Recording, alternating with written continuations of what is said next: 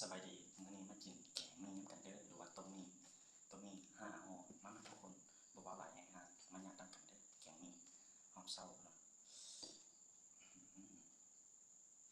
จะว่ากันเด้อกินตอนเศร้ามาทุกคนทำได้เองมันแกงมีเด้อใส่บวบ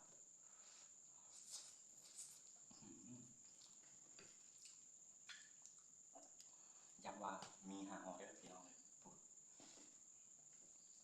หลายแบบห่อบ่ว่าหลายอย่างงั้น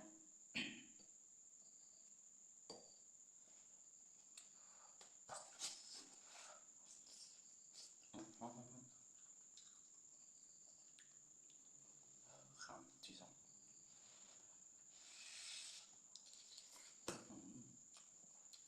ผมว่า